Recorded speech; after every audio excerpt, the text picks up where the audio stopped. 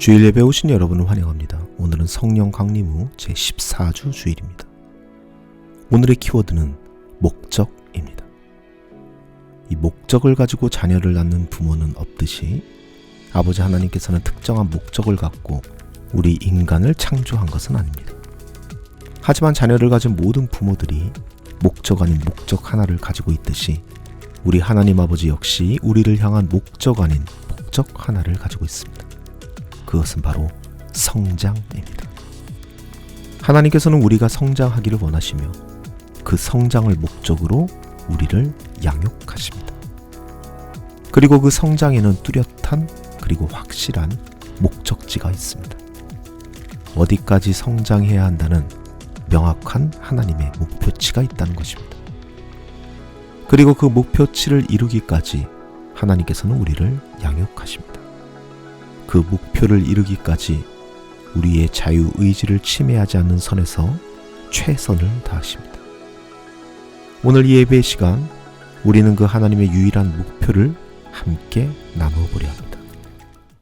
다 같이 기도하시겠습니다. 우리의 삶을 주관하시는 하나님 아버지, 오늘도 같은 시간에 이렇게 모여 같은 하나님을 바라보는 자리를 마련해 주시니 감사드립니다. 주님께서 마련하신 이 예배의 자리, 우리가 지금 누구 앞에 서 있는지 가슴에 새기는 시간이 되기를 소망합니다. 주 앞에 선 우리, 고단했던 삶의 자리가 새로운 희망으로 가득 차는 시간 되게 하여 주시고, 선포되는 말씀 속에서 우리가 힘있고 살아갈 수 있는 진리를 드리워 주옵소서. 오늘 바치는 이 예물에도 축복하여 주시고, 이 예물이 이웃을 사랑하고 섬기는데 온전히 사용되게 하여 주옵소서. 우리를 죽기까지 사랑하신 예수님의 이름으로 기도드립니다. 아멘.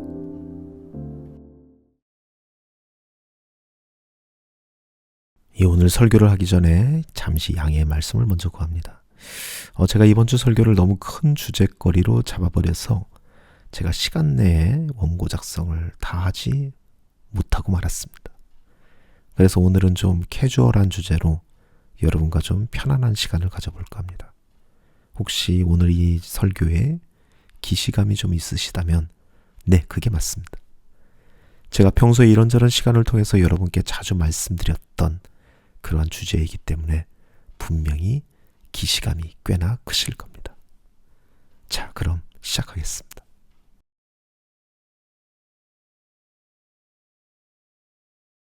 저도 이젠 저희 인생의 이 반환점을 훌쩍 넘어 이젠 어디에 가도 이 어르신이라는 소리를 듣게 될 나이가 되었습니다.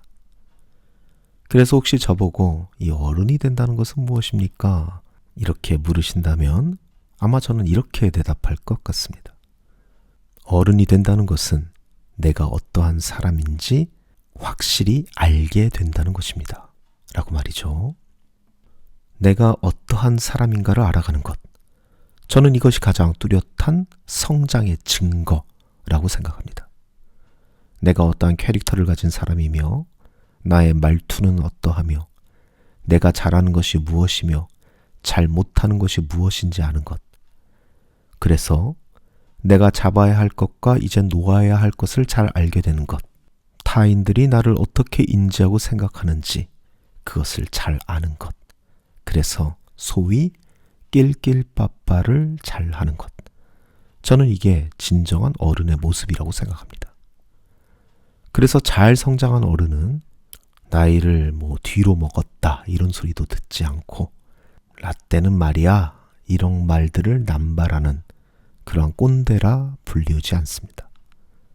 이 곰곰이 생각해보면 우리 모두 어릴 적에는 모든 걸 다 할 수 있을 줄 알았습니다.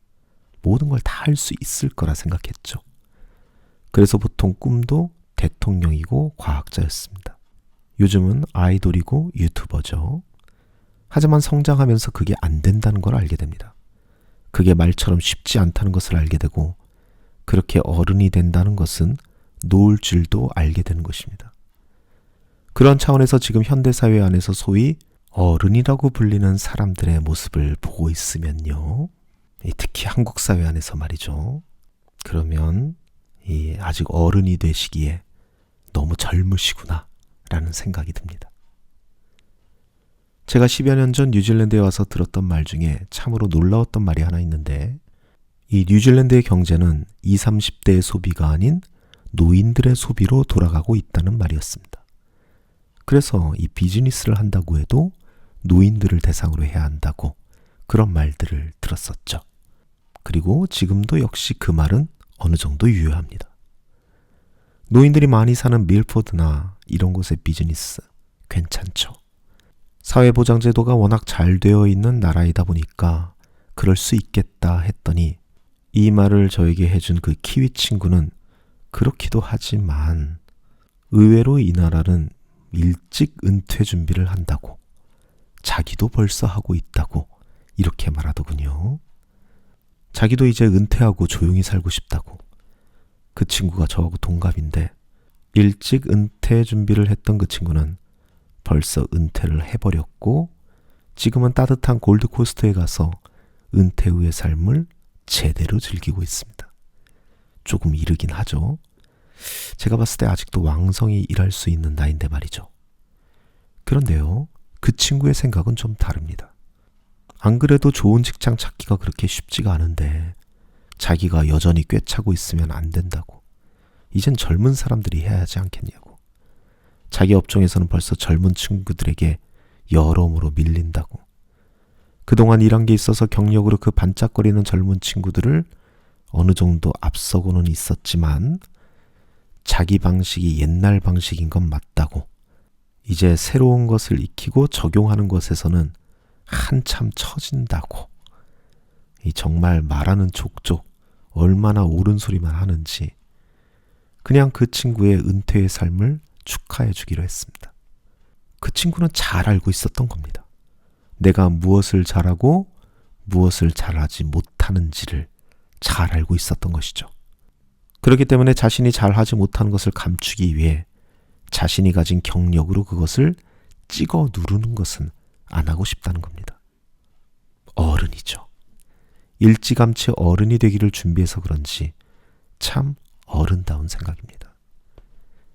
물론 이 뉴질랜드 사회에서도 은퇴할 나이가 지났는데도 아직도 그 자리를 꿰차고 있는 노인들이 있습니다. 하지만 주변을 둘러봐도 대부분의 노인들은 그렇지 않죠. 다들 은퇴 후의 삶을 즐기고 있습니다. 물론 그 안에는 꼰대 같은 노인들도 분명히 있습니다. 하지만 대부분의 노인들은 온순하고 너그럽습니다. 카페나 공원 어귀에 앉아서 우리같이 이미 나서 어리버리한 사람들 길 가르쳐주고 데려다주고, 아무리 영어가 버벅여도 말 잘 들어주고 그러죠. 바쁜 젊은이들이 하지 못하는 일들을 해주고 있는 겁니다. 물론 이분들이 지금 이 세상이 돌아가는 것을 보면서 모든 것이 만족스럽지는 않을 겁니다. 젊은 사람들이 하는 행동이 못 믿었기도 하고 답답하기도 하고, 때로는 속에서 천불이 일어나는 경우도 있겠죠. 하지만 대부분의 노인들의 디폴트 값은 그래도 이젠 너희들의 세상이다 라는 것을 인정해 주는 것이죠. 나의 시대는 갔으니 이제 너희들의 시대를 만들어 가라는 것이죠. 우리가 알고 있던, 우리가 한국에서 봐왔던 그런 어른들과는 좀 다릅니다. 정말 어른이라고 불릴 만한 그런 분들이죠. 이런 분들이 이 나라에 참 많습니다. 자기 자신에게 그래, 나는 여기까지다 이렇게 선언한 사람들 말이죠. 그리고 앞으로 나아갈 길을 젊은이들에게 내어주고 응원하는 사람들입니다. 저도 이렇게 성장의 길을 잘 밟아서 어른이 되어야겠죠. 우리 모두 이렇게 자신을 잘 알아서 진정 어른다운 어른이 될 수 있기를 소망합니다.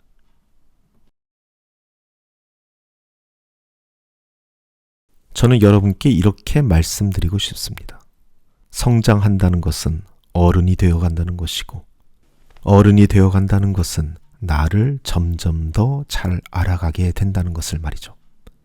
그리고 나를 잘 알기 위해서는 조금씩 상할지는 모르겠지만 나를 사랑할 줄 알아야 한다는 이 말씀을 드리고 싶습니다. 여러분, 사랑한다는 것이 무엇입니까? 사랑은 관심을 갖는 것에서부터 시작합니다. 남녀 간의 사랑도 결국은 관심이 있어야 시작하게 되는 것처럼 사랑은 관심을 먹으면서 무럭무럭 무럭무럭 자라납니다. 아내가 남편을 사랑하고 남편이 아내를 사랑하고 부모가 자식을 사랑하는 건 모두 관심을 먹으며 성장하죠. 공부에 관심이 많으면 공부를 사랑하게 되고, 자본주의 사회 안에서 우리 모두 돈에 관심이 많으니 이 세상에서 가장 사랑받는 것이 돈이 된 것이죠. 관심이 많으니 또한 잘 알게 되는 것입니다. 알았는데도 더 관심이 있으니 더 많이 알게 되는 것이죠. 우리는 이런 것을 바로 사랑이라고 말합니다. 관심이 있으니까 참을 수도 있고 기다려줄 수도 있는 것입니다. 즉, 나를 기다려주고 참아주고, 그렇게 나에게 관심을 갖고 나를 충분히 잘 알게 되는 것. 이것이 성장이라면 우리는 이것이 바로 사랑하는 마음에서부터 시작되었다는 것을 알게 됩니다. 나를 사랑해야 나를 잘 알고 그렇게 잘 성장하는 것이죠. 그래서 사도 바울도 이렇게 말하고 있는 것입니다. 내가 어릴 때에는 말하는 것이 어린아이와 같고 깨닫는 것이 어린아이와 같고 생각하는 것이 어린아이와 같았습니다. 그러나 내가 어른이 되어서는 어린아이의 일을 버렸습니다. 지금은 우리가 거울 속에서 영상을 보듯이 희미하게 보지만은 그때는 우리가 얼굴과 얼굴을 마주보게 될 것입니다. 지금은 내가 부분밖에 알지 못하지만은 그때는 하나님께서 나를 아신 것과 같이 내가 온전히 알게 될 것입니다. 그러므로 믿음, 소망, 사랑 이 세 가지는 항상 있을 것인데 그 가운데서 으뜸은 사랑입니다. 바울은 이렇게 얘기합니다. 자신이 어린아이의 일을 버렸다고 말이죠. 왜냐하면 성장했기 때문입니다. 그리고 이어서 그렇게 성장하는 것을 온전히 알게 되는 것으로 설명합니다. 지금도 성장하고 있는데 그 목적은 바로 나를 온전히 알게 되는 것까지 성장한다는 것이죠. 그리고 어디까지 성장하느냐? 사랑하는 것까지 성장한다는 것이죠. 나를 온전히 알고 완전히 알게 되는 것, 이것이 바로 사랑이라는 것이죠. 그리고 바로 이 지점이 하나님께서 우리에게 그래, 너희는 거기까지다 라고 선언해 주시는 성장의 종점입니다. 사랑의 본질을 알게 된 것이죠. 관심을 갖고 알아가는 것, 그렇게 성장을 위해 참아주고 인내하는 것, 이것이 바로 사랑의 본질이라는 것입니다. 이렇게 나를 잘 알고 나를 잘 사랑하게 된 사람에게 주시는 예수님의 아주 특별한 말씀 하나가 있습니다. 예수님께서는 이렇게 말씀하십니다. 내 마음을 다하고 내 목숨을 다하고 내 뜻을 다하고 내 힘을 다하여 주 너의 하나님을 사랑하여라. 둘째는 이것이다. 내 이웃을 내 몸같이 사랑하여라. 이 계명보다 더 큰 계명은 없다. 가장 큰 계명입니다. 하나님을 사랑하고 이웃을 사랑하라. 그런데 하나님을 사랑하기 위해서는 조건이 있습니다. 내 마음을 다하는 것이 뭔지 모르는 사람은, 내 목숨을 다하는 것이 무엇인지 모르는 사람은, 내 뜻과 내 힘을 다하는 것이 무엇인지 모르는 사람은 하나님을 사랑할 수 없습니다. 또한 내 몸을, 내 자신을 사랑하지 못하는 사람은 이웃 또한 사랑할 수 없습니다. 결국 가장 큰 이 계명을 지키기 위해서 선결되는 조건이 있어야 하는데, 그것은 바로 내 자신을 잘 사랑할 줄 아는 것입니다. 나를 잘 사랑하지 못하는 사람은 이 계명을 지키고 싶어도 결국 못 지키게 되는 것이죠. 잘 성장하여 나를 잘 알고 내 자신을 사랑하지 못하는 사람은 이 계명을 지킬 시작점도 찾지 못한다는 말입니다. 그러므로 여러분, 우리 사랑합시다. 먼저 내 자신을 사랑합시다. 내가 어떠한 사람인지를, 내 자신을 알아갑시다. 그렇게 잘 성장하여서 먼 훗날 어딜 가도 어르신이라는 소리를 듣게 될 나이에 진짜 어른이 되어서 저무는 나의 자리를 성장해야 할 젊은 애들에게 기쁨으로 내어줄 수 있는 우리 모든 지체들이 되시기를 간절히 축원합니다. 아버지 하나님, 저희를 향한 당신의 유일한 목적이 우리의 완전한 성장임을 깨닫게 하시니 감사드립니다. 먼저 우리 자신을 사랑하면서 깊이 알아가게 하시고 그 성숙함을 통해 아버지 하나님과 이웃을 진심으로 사랑하는 온전한 당신의 자녀가 되게 하여 주옵소서. 이제는 우리를 죽기까지 사랑하신 우리 주 예수 그리스도의 벅찬 은혜와 우리를 사랑하사 독생자 예수를 이 땅에 보내주신 하늘아버지의 극진하신 사랑과 우리의 삶의 인도자이자 보혜사 되시는 성령님의 사귐이 여기 모인 주님의 자녀들 가운데 영원토록 함께하기를 간절히 축원하옵나이다. 아멘.